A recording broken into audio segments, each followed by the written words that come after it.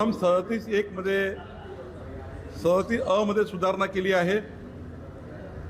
या सुधारणेमुळं ईज of doing business सेवा हमी कायद्याचा अवलंब करून राज्यातील ज्या जमिनींचे ज्या घराच्या प्रॉपर्टीचे शर्तभंग झाले आहेत आणि शर्तभंग झाल्यामुळे ज्या जमिनी शासन जमा होणार आहेत, अशा जमिनी शासन जमा न होता ज्यांच्याकडे आहेत त्यांना त्या जमिनी राहाव्या म्हणून शर्तभंगाचे जे अधिकार आहे जे शासनाकडे होते, महसूल मंत्र्याकडे होते, ते अधिकार आता विभागीय आयुक्त आणि जिल्हाधिकाऱ्याला देण्यात आलेले आहे। त्याची अधिसूचना आज आम्ही प्रकाशित केली आहे।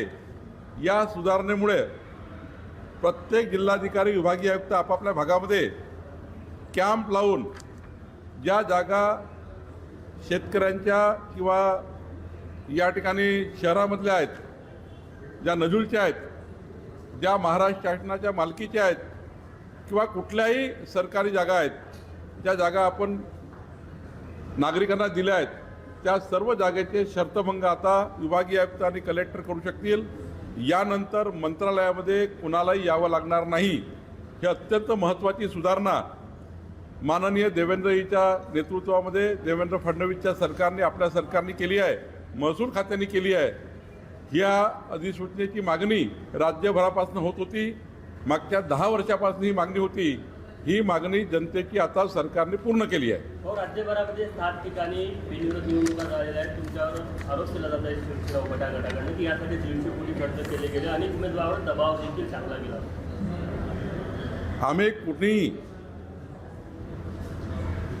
आम्ही कुणीही कधी दबावाचं राजकारण केलं नाही। गुंडागर्दी दबावाचं राजकारण 65 वर्ष काँग्रेस पार्टीने केलं। मधल्या काळात उबाटा आणि त्या ठिकाणी या लोकांनी प्रचंड सरकारचा वापर करून गुंडशाहीच्या माध्यमातून निवडणुका लढल्या। या राज्यामध्ये एक तरी मतदार दाखवा किंवा एक तरी उमेदवार दाखवा ज्याच्यावर आम्ही या ठिकाणी जोर जबरदस्ती केली आहे। काहीतरी आपले लोक आपल्याला सांभाळता येत नाही आणि म्हणून लोकांवर आरोप करायचा। खरं तर मी तर आभार मानेल ज्या ठिकाणी निवडणुका बिनविरोध केल्या गेल्या त्या सर्वांचे, की आज ज्या पद्धतीने क्रायसिस आहे पेट्रोल डिझेलचा, त्या डिझेल पेट्रोलच्या क्रायसिसमध्ये त्यांनी समजदारी घेतली। कारण निवडणूक शेवटी संख्याबळावर आहे। नागपूरची निवडणूकसुद्धा 580 BJP आणि 260 MUA कशी निवडणूक होणार आहे? एकतर्फीच आहे। काय फरक पडला असता अनुकूल केली तर? याने फायदा असा होतो की आपल्याला जे राजकीय नुकसान होतं, पेट्रोल आहे, डिझेल आहे, गाड्या आहे, घोड्या आहे, या सर्व लागत नाही। त्यामुळे निवडणूक ही एकतर्फी झाली पाहिजे, निवडणूक ही बिनविरोध झाली पाहिजे। मी सर्वांनाच अपील केली होती की बिनविरोध करून घ्या, कारण मतदान असलं पाहिजे। ज्या ठिकाणी अटीतटीची फाईट आहे त्या ठिकाणी आमचं म्हणणं नाही आहे, पण एक साईड निवडणूक आहे त्या ठिकाणी मात्र एकतर्फी झाल्या पाहिजे। आणि या ठिकाणी ज्या निवडणुका झाल्या आहेत बिनविरोध, त्या ठिकाणी वन साईड मतदान आहे। चंद्रपूरला वन साईड मतदान आहे, यवतमाळला वन साईड मतदान आहे, रायगडला, पुणे BJP आणि राष्ट्रवादी एक केली तर 90% आम्ही आहोत। रायगडमध्ये एकनाथजी BJP आणि राष्ट्रवादी एक केले तर 90% मतदान आहे। काय होणार आहे निवडणूक लढून? आणि त्यामुळे मला वाटतं या निवडणुका पारदर्शी झालेल्या आहेत। या निवडणुकीमध्ये जे आमदार निवडून येतील त्यांना मी शुभेच्छा देतो आणि अशीच परंपरा महाराष्ट्राची राहिली पाहिजे। नाशिकमध्ये तोडगा अजून निघालेला नाही, निघेल, निवडणुकीच्या शेवटपर्यंत निघेल, निवडणुकीच्या शेवटपर्यंत निघेल। साहेब हे सांगा, शर्तभंग ब्रीच ऑफ याच्यामध्ये 40 पट हे होता, दंड होता, तो किती कमी करण्यात आला? तो आता वेगवेगळ्या जमिनीकरता वेगवेगळा आहे, त्याचं मोठं स्टेटमेंट आहे। नजूलकरता किती, महाराष्ट्र शासनाच्या जमिनीकरता किती, सिलिंग करता किती, असं वेगवेगळं आहे। त्यामुळे अत्यंत कमी केलेलं आहे। आता कलेक्टरकडे जाऊनच शर्तभंग रेग्युलाइज होतात, मंत्रालयात याची गरज नाही। अनेक ठिकाणचे तुमचे जे नगरसेवक होते ज्यांना याची तयारी सुरू होती, त्यांना स्वगृही परत पाठवण्यात जात आहे, तर तुम्ही निश्चित आहे का सर्व मतदारसंघात? आमचे नगरसेवक फक्त एखादी ट्रिप करावी, जाऊन यावं कुठंतरी तीर्थक्षेत्राला, पर्यटनाला म्हणून गेलेत। काही जाणारे आहेत, याचा अर्थ असा नाही आहे की बाबा काही आम्ही त्या ठिकाणी नगरसेवकाला काही बाहेर पाठवा लागतं आहे. वाटतं निवडणूक आहे, गेलं पाहिजे, आलं पाहिजे वगैरे, ठीक आहे. वाळू संदर्भात महत्त्वाचा हे झाला निर्णय. वाळू साठा जो असेल त्याच्यातून आता वाळू द्यावे लागणाऱ्या घरकुलांसाठी हा घराचे दर जे आहे ते कमी होतील ग्रामीण भागामध्ये आणि सरकारी योजनेचा फायदा होईल याचा. मी देवेंद्र फडणवीसजीची सूचनाचं पालन केलं. माननीय मुख्यमंत्र्यांनी मला सांगितलं होतं की वाळूमध्ये लक्ष टाकलं पाहिजे आणि आज एक महत्त्वाचा निर्णय आम्ही केला की एकूण वाळू साठ्याच्या 10% वाळू ही स्थानिक वापराकरता, स्थानिक घरकुलाकरता, ज्या गावात घरं बांधकाम होत आहे खाजगी त्यांच्याकरता ही राखीव ठेवण्यात आली आहे. आणि त्यामुळं राज्यातल्या घरकुलांना आता 5 ब्रास वाळू मोफत मिळणार आहे. खाजगी बांधकामाला 600 रुपये ब्रास देऊन मिळणार आहे. आणि स्थानिक कुठलेही बांधकाम असेल गव्हर्नमेंट त्यांनासुद्धा 600 रुपये ब्रासनी रेती मिळणार आहे. सोबतच या महाराष्ट्रामध्ये एम-सॅन्ड क्रेशर लावण्याची पद्धती सुरू झाली आहे. आज जवळपास 12 क्रेशर उभे झालेले आहेत.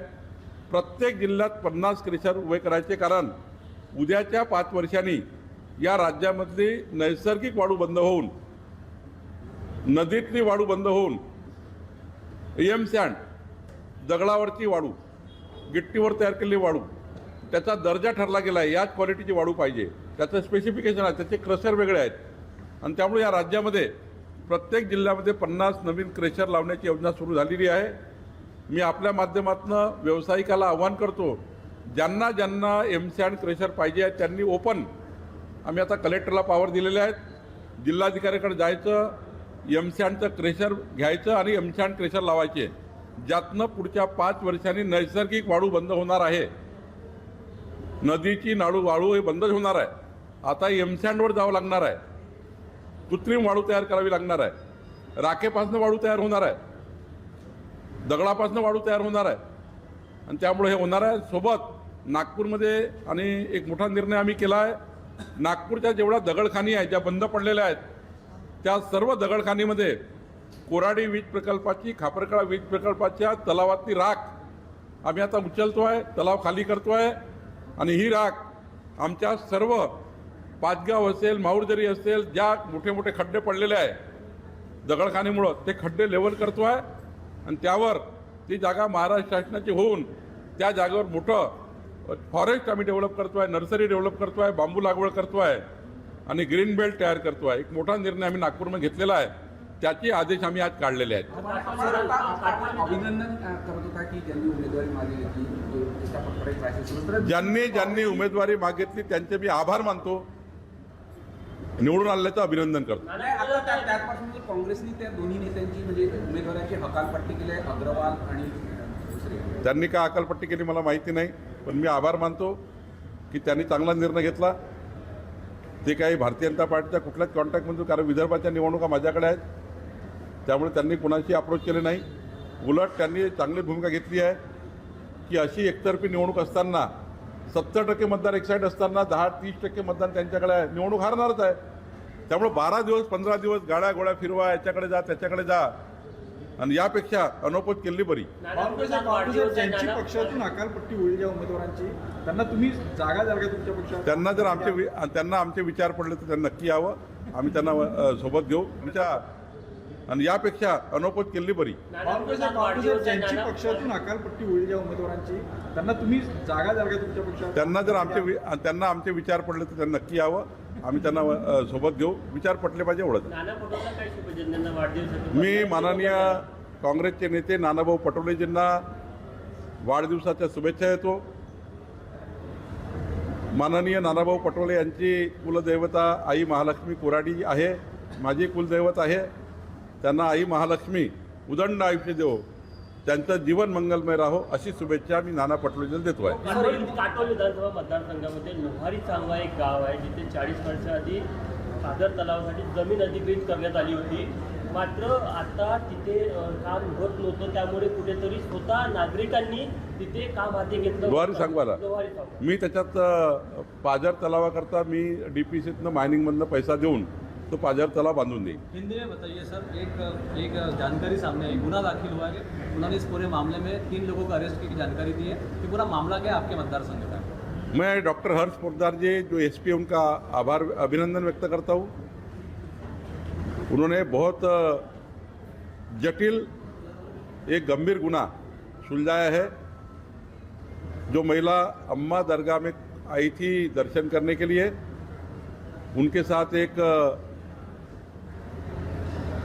टीम ने मिलकर विनय भंग किया है।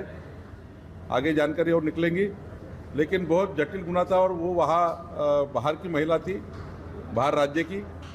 लेकिन इस प्रकार से कामठी के अम्मा दरगाह के एरिया में इस प्रकार से दुर्व्यवहार होना और बाहर राज्य की कोई महिला अगर दर्शन को आती है उसके साथ ऐसा व्यवहार होना ये ठीक नहीं है।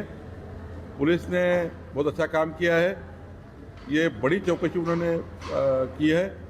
मैं पुलिस का अभिनंदन करता हूँ। सर, हिंदी में जानना चाहेंगे, शिक्षा मंत्री धर्मेंद्र प्रधान के इस्तीफे की मांग को लेकर कांग्रेस जनता पार्टी कल दिल्ली के जंतर मंतर में आंदोलन कर रही है। कल आंदोलन के बाद चर्चा करेंगे। मराठीतच हे सांगा. बोलूगा ना बोलूगा इस तरह से इन विरोध जो चुनाव हुए हैं, कांग्रेस का आरोप लगा रही है कि बीजेपी ने पैसे देके ये सब चुनाव जीते हैं। मैं आपको बहुत जवाबदारी से कहता हूँ, कोई भी चुनाव में कुछ भी ना दबाव, ना सरकारी तंत्र का दुरुपयोग, कुछ भी कहीं नहीं हुआ है। मैं आभार व्यक्त करता हूँ उन सारे उम्मीदवारों का जिन्होंने उम्मीदवारी वापस ली है पेट्रोल डीजल के क्राइसिस में, और जहाँ पर 70-80% वोट एक साइड है। रायगढ़ में राष्ट्रवादी कांग्रेस बीजेपी सेना 70%, पूना में 90% बीजेपी राष्ट्रवादी कांग्रेस शिवसेना, हमारे यवतमाल में वन साइड है, चंद्रपुर में वन साइड है। जहाँ जहाँ बिंदुरत चुनाव हुआ वहाँ बीजेपी और अलायंस करके 70-80% वोट है। क्या करके लड़के फायदा है? क्या होगा? उनके वोट हो लेंगे, हमारे वोट हो लेंगे, फायदा क्या होगा चुनाव का? इसलिए उन्होंने अच्छा काम किया है। चुनाव ये हुआ, मैंने सारे 17 सीटें इसी प्रकार से बिंदुरत होना चाहिए अपील की थी। कुछ लोगों ने अपील मानने की, कुछ लोगों ने नहीं की। तो मुझे लगता है कि अच्छा लोकशाही में ये एक उदाहरण है। मुझे लगता है ऐसा ही होना चाहिए। बावनकुळे जी, जिस तरीके से अम्मा के जो आपका चुनाव मतदार क्षेत्र है वहाँ पे जो पहली घटना सामने आई है, धर्मांतरण की प्रेशराइज किया गया था वो महिला को, SIT भी गठित की है हर्ष पोद्दार जी ने, और जानकारी ले रहे हैं कि और भी ऐसी कोई महिलाओं के साथ ऐसा हुआ है क्या? कैसे देखते हैं? देखिए, अम्मा का दरगाह कामठी में है, वहाँ पर दूसरे राज्य से एक महिला दर्शन करने आई थी। उनके साथ जो 3-4 लोग मिलकर कुछ दुर्व्यवहार किया है वो पुलिस ने पकड़ा है। बहुत जटिल केस थी और कठिन भी केस थी, लेकिन उसको ढूंढ के निकालना, उस पीड़ित महिला को दूसरे राज्य से उनका बयान लेना और कड़ी कार्रवाई करना, इसमें और आगे की कड़ी पुलिस तपास कर रही है, इंक्वायरी कर रही है। आगे भी क्या क्या हुआ है वो देखेंगे और इन लोगों को नहीं छोड़ेंगे। इन लोगों को गंभीर गुन्हे पुलिस ने दाखल किए हैं और ऐसे करने वालों को नहीं बख्शा जाएगा। मराठीतच हे सांगा, कामठीमध्ये ज्याप्रमाणे गुन्हा दाखल